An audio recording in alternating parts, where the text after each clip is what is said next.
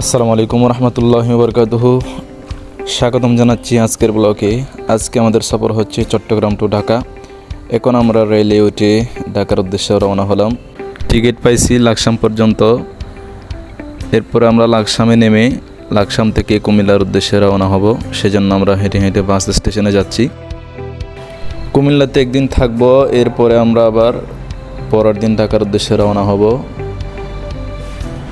এরপর আমরা স্টেশনে চলে আসলাম, বাসের টিকিট কাটতেছি। জোনাইদ টাকা দিচ্ছে ম্যানেজারকে। তারপরে আমরা টিকিট কেটে বাসে উঠলাম। বাসে উঠে দেখি সবাই চিল করতেছে, অনেক মজা করতেছে। এদিকে আমাদের মেহেদি ভাই দেখতেছি ঘুমিয়ে পড়েছে টুপি টুপি ফেলে। এখন আমরা কুমিল্লাতে চলে আসছি। এখানে স্যারের বাসায় একদিন থাকবো, এরপরের দিন আমরা ঢাকার উদ্দেশ্যে রওনা হব।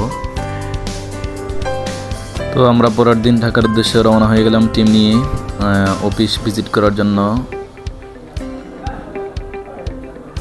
দেখতে দেখতে চলে আসলাম ঢাকা গুলশান 1। এখন আমরা অফিসে প্রবেশ করব।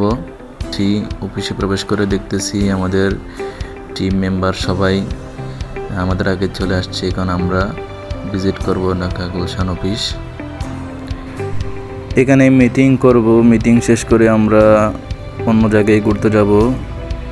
এখন আমরা মিটিং শেষ করে চলে আসছি হাতির ঝিল, ঢাকার ঐতিহ্যবাহী একটি পর্যটন এলাকা। এখানে ঘুরে আমরা আবার